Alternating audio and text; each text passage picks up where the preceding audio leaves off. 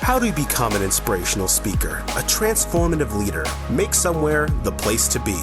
These answers can only be passed down from one generation to the next through stories.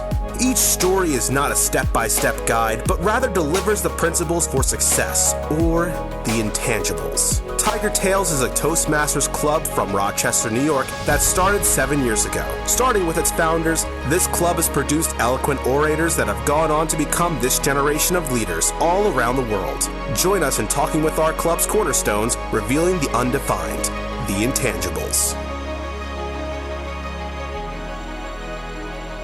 Hello, friends. Welcome back to the Intangibles podcast. I'm one of your hosts, Xavier, and I'm also here with Alex. Say hi. Hi, everyone. Alex, today here we have an awesome guest. Can you talk more about him? Yes, I can talk about our guests because our guest is me. This is the first conversation that Xavier and I had sort of as a pilot test balloon to see how this would all work.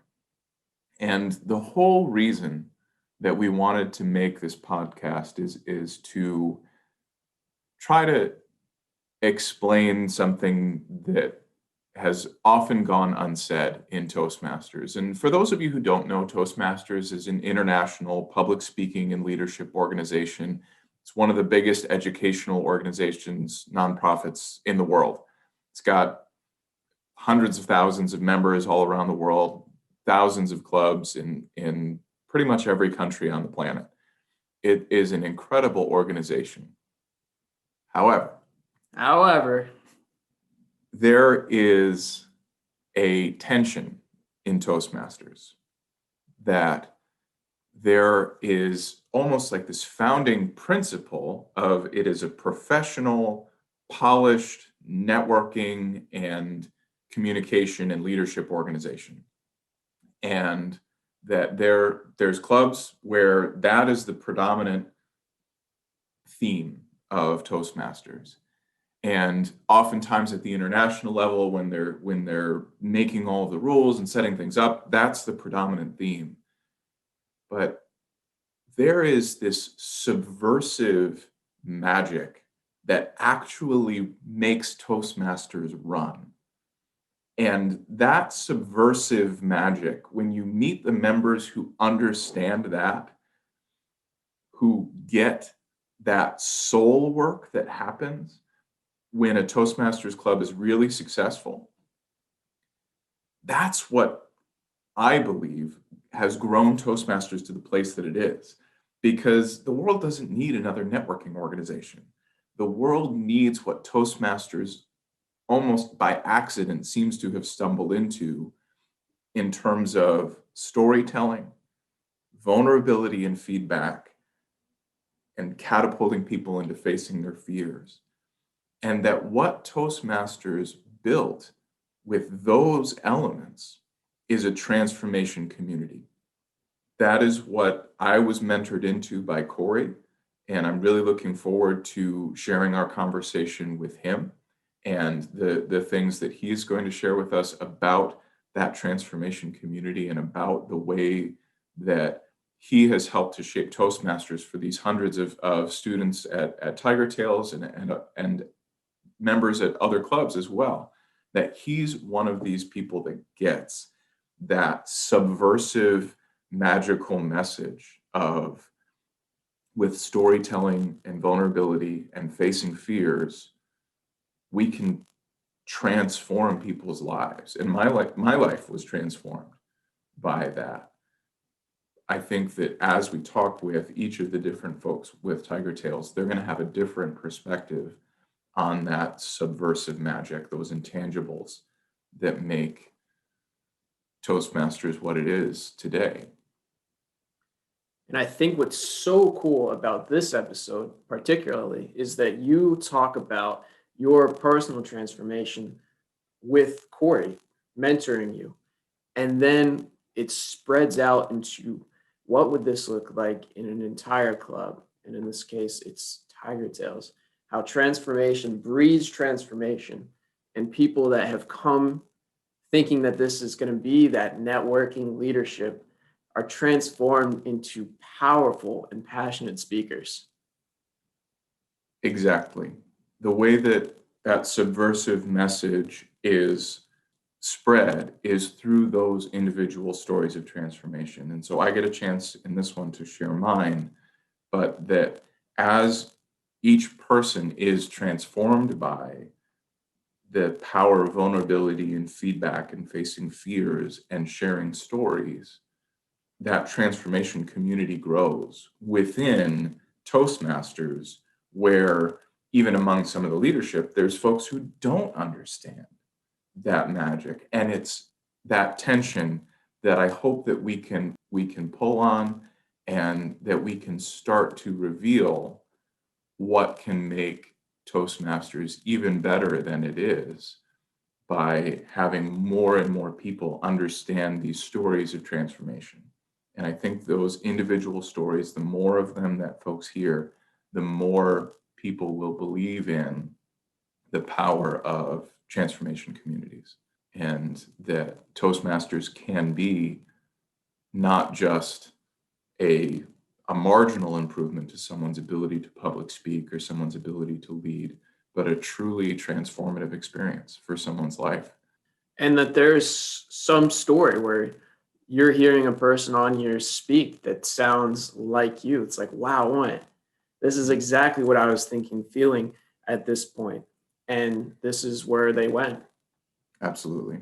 So I hope you enjoy my story and some of the transformations that I've been through, but more importantly, I'm excited to share all the various and diverse stories that we've gotten a chance to experience, and I hope that that grows your belief in transformation for yourself and for your club and for your fellow members, that we've got a really powerful thing here. I hope that this podcast encourages you to grow that powerful thing and to share it, especially as we come out of COVID and we head into a new world where there's new possibilities for connection. Indeed. So let's dive in. So Alex, the first question I have for you is, how did you get started in Toastmasters? Tell us that story. Sure. So the beginning of my Toastmasters journey was when Corey actually joined Toastmasters. Corey Wilson, he's a mentor of Tiger Tales as well. He helped us get the club started.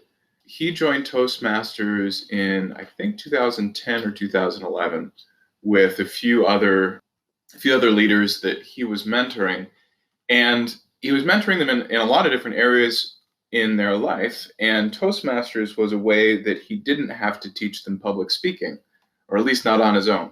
So when Corey started mentoring me, this was a way for him to get me some education and some mentoring and experience in public speaking without him having to give me all the feedback on his own.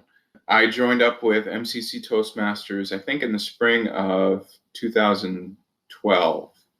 What kind of mentoring did you expect to get from Toastmasters? So I joined up with Toastmasters, and my first speech, my icebreaker, to help folks kind of get to know me, I was talking about what my goals were in Toastmasters. And my biggest goal was I called my speech Breaking the Fourth Wall, because I had had lots of experience with musicals and acting and just being up in front of people, but always as a character. And so I had this fourth wall to protect me as a mask between me and whatever audience I was in front of. And so even that speech was extremely polished, and I was presenting it in that way of having a mask. My goal for Toastmasters, and what I've gotten the most out of from Toastmasters personally as a public speaker, is the ability to be myself in front of a room full of people and to bring them on an emotional journey together. Now, Alex, you mentioned a fourth wall and how it was crumbling down. How did that wall start crumbling down? How did that wall start crumbling down? So it was two things. In Toastmasters, what it looked like was the rewiring of my brain by applause after the speeches that I gave. I think that's something that people discount, and it's something they shouldn't discount. That even if you get up and give a table topic and you stumble your way through it, there's that applause that happens. And every time that happens, that you finish speaking and there's applause afterwards, and you're looking at the audience and they're smiling at you, that they appreciate what you got up to share, or even that you got up to share and face that fear, that rewires the part of the brain that is afraid of being in front of people and sharing. And that was part of it. And the other part of it outside of Toastmasters was in my mentoring with Corey and being mentored, and we would talk about all, like, I would be able to tell him the things that, like, if I were to get up in front of a room full of people and share this thing, I would be deeply ashamed. And even to tell him, to be that pit that exists, I think, in everyone's heart of stuff that if people found out about me, I would be ashamed and people would think less of me. The other piece of being able to break free and be myself in front of a room full of people is to have someone in your life that knows all that stuff and loves you anyway. So those are the two things that got me able to be myself in front of people. That the first thing that anyone in Toastmasters will be able to experience is that rewiring of the brain. That I got up and gave speeches at different levels of vulnerability, different levels of polish, different levels of stumbling over words. And each and every time, the response is a thank you that comes in the form of applause. Since you were a stage actor in all of these musicals, did it feel different than an applause that you might get there? I think it took a while for it to feel different, because my first few speeches, even up to my first international speech, were performances. And so the applause felt like good job on your performance. I think it took until my second international speech that I competed with for me to learn that at least some people in the audience, not everyone knows it when they see it, knows vulnerability, and just not everyone has that sense. But I knew from that speech that there were some people in the audience who were not saying good job, but they were saying thank you for sharing that part of yourself. Wow.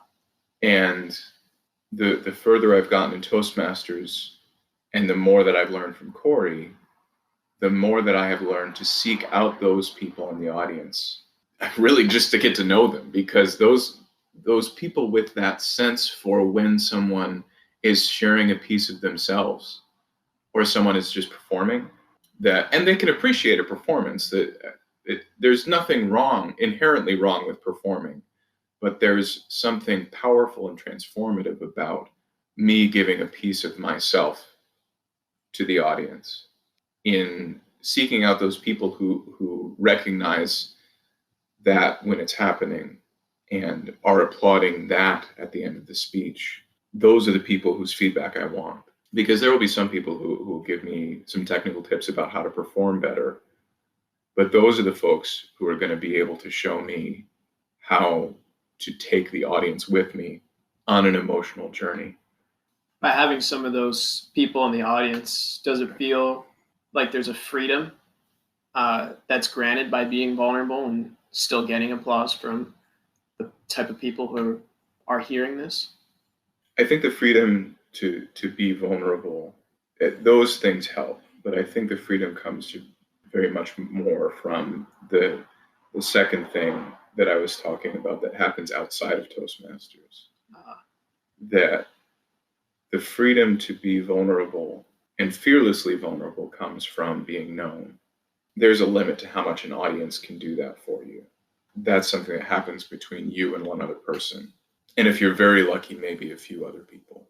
But to be in a situation where you're completely known, all of that dark stuff gets out there, and you've gone through, I mean, whether it's formally or informally, you've gone through that fourth and fifth step process of getting your darkness out into the light with one other person, that gives you freedom to get closer to the kinds of pain and share that in a speech so that the people who are looking for it can relate to the piece of you that you're sharing.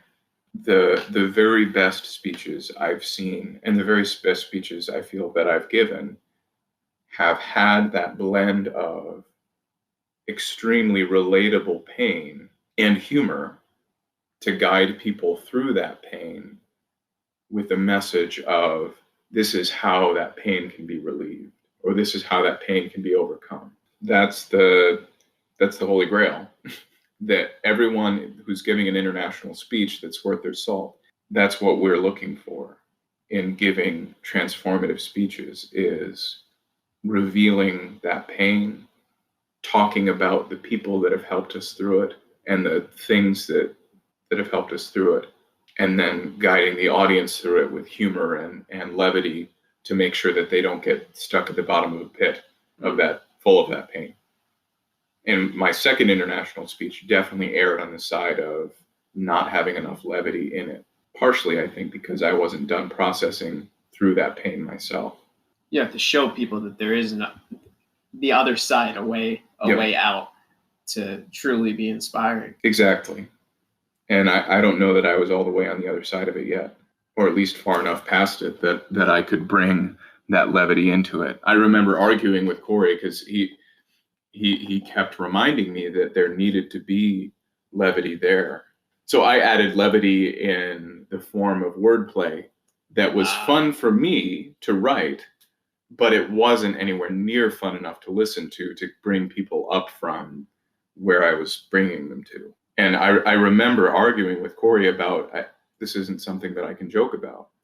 And that in order to really inspire people, that levity has to be there so that you're not just hammering them with this pain, because people will shut down. And I think that's part of what happened in that speech, is that big parts of the audience shut down because it was just too heavy.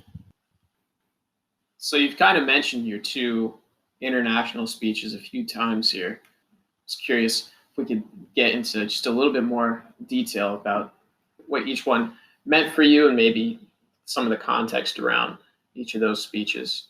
Sure. My first international speech was just as I was getting ready to graduate school. So it was the spring of 2013. I was graduating from RIT. So I gave it the first time at the club level, probably sometime in February. And the district contest was in May, literally days before graduation. Whoa. So that was a very busy time in 2013. A little bit manic all the way through it. But that speech for me, it's all about recognizing other forms of intelligence. And at that time, I had just finished wrestling through the fact that I had started engineering school, and over the course of engineering school, I realized that I'm really not all that good at the kinds of things that engineers do, especially when it comes to, the way I say it in the speech is that engineers take numbers and turn them into patterns, and turn those patterns into things in the world that work, whether it's electrical or computer, that you start from numbers and go in and you work calculations and other things to turn that into something. Allow me to draw a parallel from nature. In the Serengeti of Africa, there is no animal that is as good as a giraffe at picking the leaves off the tops of trees. It is the very best at what it does. Similarly, in their own way, salmon are at the very best at what they do.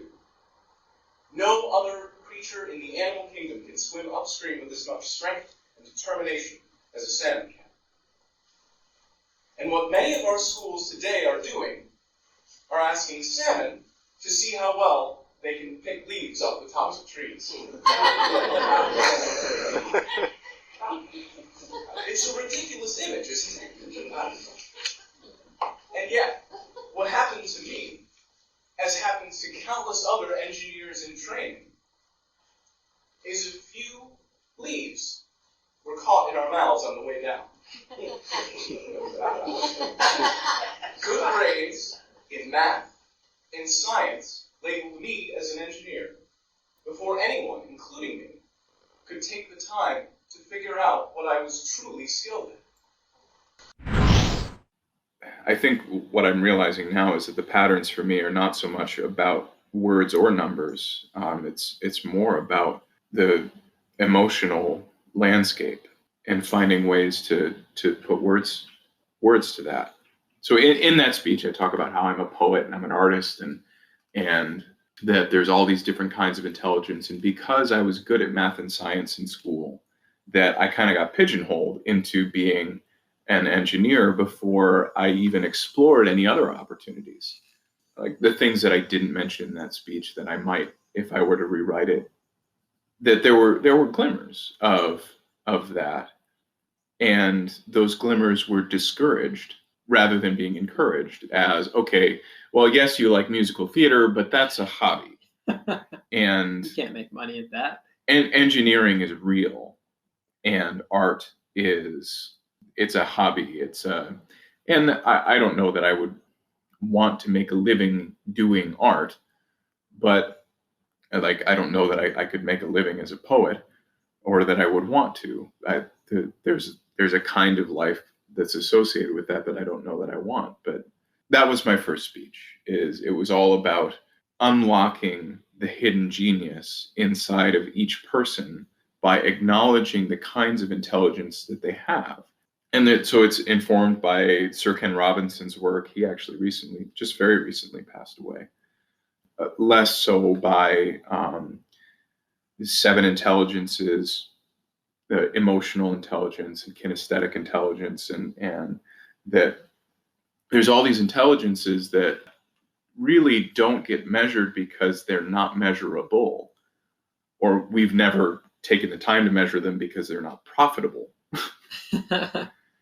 That when we acknowledge and recognize those intelligences in ourselves and in the people around us, that it can unlock the skills and abilities that come out of those intelligences and give people permission to live lives that maximize the ways that they use that intelligence. What I want you to see is that we are all brilliant.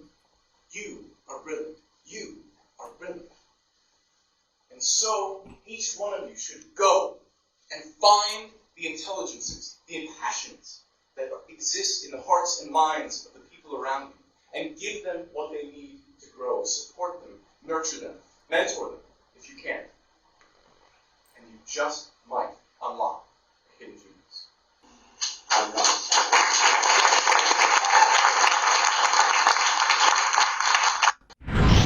So that was my first speech, and I had mixes of humor in there, and I think that's why I was able to take that speech to the district is that it was performative and theatrical in the way that an international speech really has to be to make it to that level, and it had the levity, but it also had the relatable experience of having a passion that doesn't necessarily get recognized, and so those were all themes that helped that speech make it to the district level. And just how recently you went through it. Yes, it was very fresh for me. But I know that it's an experience that a lot of people have of being pushed either by parents or just by life into a career or a job that does not capitalize on their passion or what they really believe that they're good at. Having bosses and people of influence in their lives that encourage them to just focus on what's needed of them rather than what they're good at. Hope you guys all enjoyed. Join us for the next episode where we'll talk about Alex's second international speech from 2016 and now his third from just this year.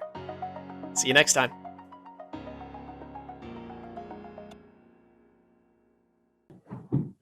Are you a robot? That's my vocal stretches.